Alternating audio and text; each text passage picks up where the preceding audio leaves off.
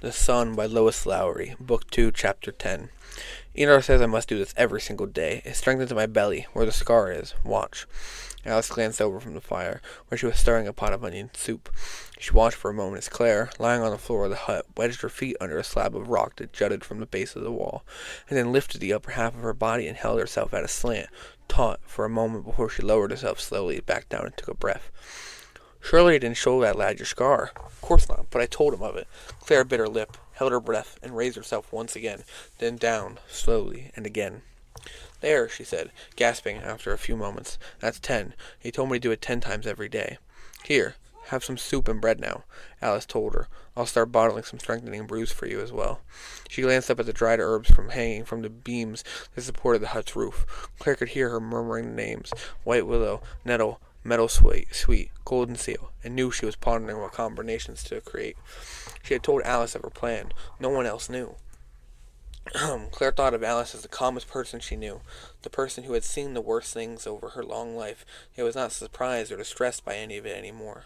Claire had watched her stitch the flesh and wrap an astringent poultice around the leg of a small child gashed by a fall on the slippery rocks, soothing both the terrified mother and the screaming toddler at the same time with her reassuring voice. She had seen her, quiet and commanding, attend the most difficult births, where the baby's upside down or sideways, and the mum begging for death, and the dad puking in the dooryard.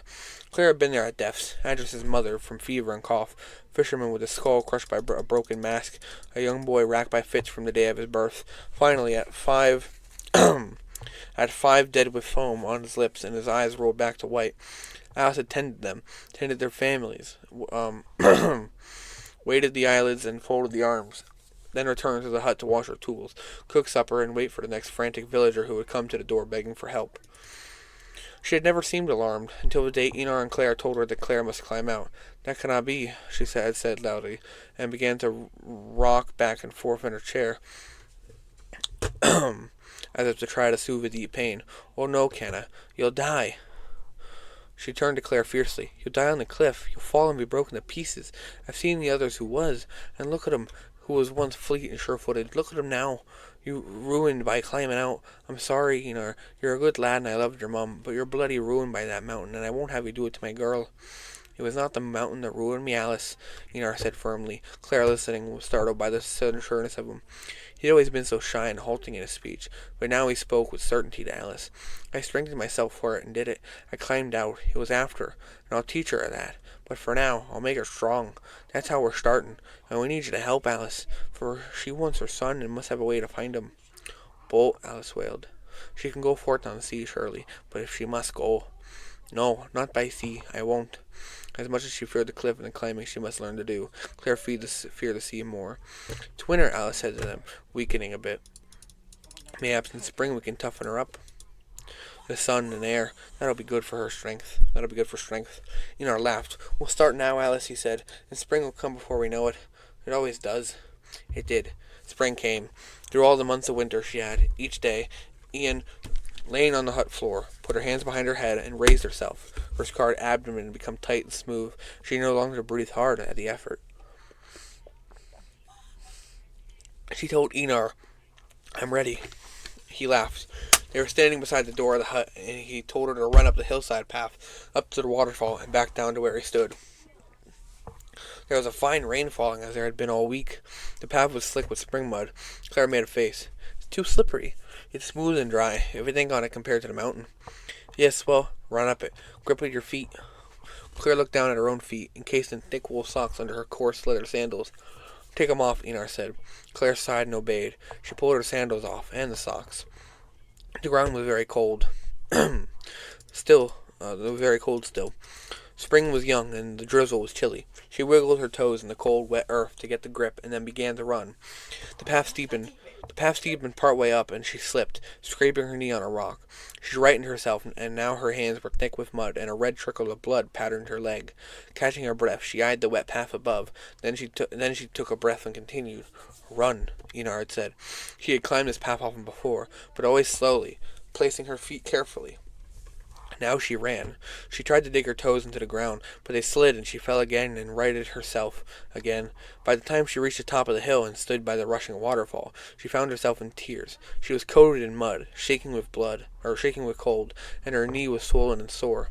From where she stood, she could see him below, looking up, watching her. She hoped he couldn't see her crying. "Now down," she heard him call. Sliding part way, grasping trees to keep from falling, she stumbled down the treacherous path to the bottom. She wiped her tear-stained face with muddy hands and hurried to where Enar was waiting.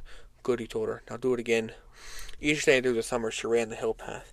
On fine days, the mist of the falls made rainbows. She began to smile when she reached that place, instead of weeping as she had the first time. It began to feel not easy, but doable. She began to come down grinning and proud. Enar grinned back at her. "You're going strong," he said, then added, "for a girl." He glanced at him and saw that he was teasing her. His look was fond. He turned away quickly and tried to hide the fondness. But Claire knew. She had seen him look that way at a half-grown lamb prancing in the meadow on a midsummer afternoon, admiring its agile charm. She had seen him look that way at her, and knew there was a longing to his gaze. When she felt she had mastered the path, he made it harder. He tied her hands together as if she couldn't use them to steady herself. When the spring moisture had dried, the path became gritty and treacherous in a different way. She couldn't grip it with her toes. When she fell, bruising her shoulder because she couldn't break the fall with her tethered hands, he taunted her. When she wept, he ignored her. She dried her tears and ran. One afternoon, Bryn, her baby in a sling on her chest, stopped by the hut to get a remedy for a spider bite on her ankle. Alice and Claire looked at the hot, swollen sore. "Comfrey root oil," Alice told her. "I have it here. Sit while I heat it." Bryn handed little Ellen to Claire. "I'll take her outside," Claire said, and she carried the sturdy, curly-headed girl to the dooryard to show her some black-eyed Susans in bloom. Enar appeared. He came every day now. Claire didn't run to the sheep meadow and meet him there. "It's Bryn's baby," she told him. "Isn't she sweet?" She handed a picked flower to Ellen, who grasped it in a fist and waved it in the air. "Run with her," Enar said. Claire was startled, but she laughed. Then, holding the baby, she ran around the small dooryard. Ellen waved her arms in delight. "Let me feel her weight." Enar took the baby from Claire. She could see that he had no experience with a human infant, though he was sure and facile with lambs. She watched with his large hand under her. Enar assessed how heavy Ellen was. "You must start running with his weight." Enar took the baby from Claire. "Oh, sorry," he said, and handed the baby back. "I'll bring it tomorrow." The next day he was back with a crude leather sack filled with rocks. He tied it to Claire's back and told her to run the hill path. She did so, and arrived panting at the waterfall. She was tempted to throw rocks into the rushing torrent to ease the burden for the run back down, but she didn't. She ran with the weight, and then ran the path again, found that her breathing changed, to accommodate the heaviness. After a few runs, the longer breath she needed came naturally, and it was as if she had always carried it. Alice told her that it was the way of women, to tote a newborn and then adjust as it grew until by the time the child was plump and heavy. The weight seemed not. Enar left a pile of rocks beside the base of the path, and told her to add one more to the sack each day. Her legs grew muscled and firm. She showed him, one day, how strong and sure they had become. He felt where she showed him, pressing his large hand against the taut, smooth skin above her ankle, and nodded. Then he left his hand there, circling her leg, and they looked at each other for a moment, before he took it away. She felt his fondness again, and her own for him, and the futility of it for them both. She could not stay here. One morning Enar set a thick log on end.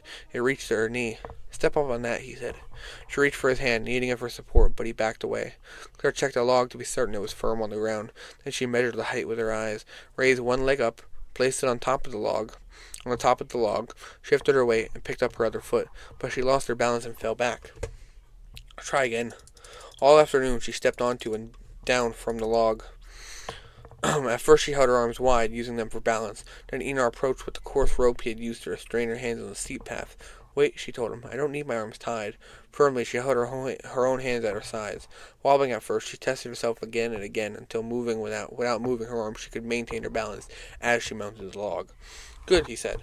The next day he brought a higher, narrower log. Winter came. Outdoors, she ran and climbed on ice. He began to teach her how to use a rope, to knot it and twirl it and fling it so that it caught on a rock or a branch. At first it caught things at random. Then, after a bit, she found she could aim with the noose of the rope, that she could choose a log or a bush and catch it precisely on most of her attempts. Then he made the noose smaller. He directed her to capture smaller things, a seedling pine reaching upward from a crevice, a stone balanced on a tree stump. He took away the thick, coarse rope and gave her a thin, woven cord that whistled when he spun it out into the cold air and snapped a twig with his tiny noose. Inside the hut, in a corner that Alice had cleared for her, she walked back and forth on a piece of rope stretched taut between two posts, her toes gripping the rope, her breath even, her eyes focused, her arms at first stretched for balance, and then, as spring approached, her hands at her side and her movements steady and controlled. She walked the rope forward and backward. She stood in it still as a post, on one leg and then the other. Slowly she bent one knee, lowered herself, and remained there poised, then rose again. Yellowwing twittered and pranced on his perch, excited as he watched her. Alice, watching, held her breath and then gasped at each new move. But Claire was calm. She felt strong. She felt ready. Now? She asked Enar. Enar shook his head. Next, we begin to strengthen your arms, he said. By the following spring, Bryn's baby, Ellen, was sturdy and walking. Bryn was expecting another and hoped for a boy. Bethnan, Dalwith, and Ira were tall now, with long legs and secrets that made them whisper and giggle. Most of the village had lost interest in Claire. She was no longer new and mysterious. The scandal of her child was forgotten. There had been more recent disgraces. A woman took up with her sister's husband, a fisherman who was caught stealing from his own brother. The villagers took little note of Claire's odd new hobby. The hill paths were not visible, and Alice's hut was separate. She continued her everyday chores, helping with the gathering of plants, accompanying Alice to births and deaths. Sometimes Alice sent her alone to tend a simple cough or fever or rash. The old woman was increasingly bent over, and her walking now was slow. Her eyesight was dimmed. She needed more rest. Claire teased her gently and told her that she should train to climb out. Look how strong Enar has made me, she said, and held out her bare arm, tightening the muscles with pride. Each evening, after she had cleaned up the hut from dinner, and while Alice sat knitting in her rocker, Claire took up her position, lying on her side on a mat near the wall, and breathed deeply. Then, legs straight, she raised her body on one arm, held herself there, hovering, and then eased herself slowly down, again and again, first one arm, then the other. Her stack of rocks was so heavy now that an ordinary person groaned, trying to lift it, but for Claire it was easy. She swung it onto her back each day and wore it while she tended the garden or gathered the herbs. She ran up and down the hill path with a sack on her back and another in her arms. Steep, rutted places that had once made her stumble and slip were now familiar and easy. He had her run the path at night. Things felt different in the dark. She trained her feet and hands to know the shapes of things, and her mind to sense when she neared an edge and must back away, lest she fall. He wanted to blindfold her, so that she could practice the dark in daytime, but she said no. I'll do it at night, even in the middle of the night, when there's no moon and when it's bitter cold, but I can't have something tied over my eyes. It's like being on the sea. It's a fearsome memory that I can't. She turned away and couldn't finish, but he seemed to understand. You must learn the dark, though, he told her. Part of the climbing out will be in dark. You'll start before the sun comes up. Why? It's too long a climb to do it all in daylight. If you wait and go at dawn, at sunup, then the dark part will come near the top. You'll be making your way up and around places where a mistake will bring death on you. I'll teach you to feel every bit with your feet, but even so you'll need your eyes as you near the top. Together they looked at the shadowy cliff. Claire had to lean back to the neck to see the top. Most whirled there, and she could see Hawk circling. He had said he would teach her how to feel with her feet, and after some time she became aware, amused by it, that even her toes were supple now. With astonishment she realized that she could perceive the smallest of pebbles and pick them up. If need be, with individual toes, she could grasp a twig between the third and fourth toe of her left foot, or carefully feel her way around the sharp edge of a flat rock by her right big toe, which was as sensitive now as a fingertip. She showed us to Enar with delight. Imagine that, she said. Toes. He nodded in agreement, but looked sad. What's wrong? She asked him. But he turned away and didn't reply. Guiltily, she realized it had been cruel to be so gleeful over the strength and agility of her feet to someone who had lost his own.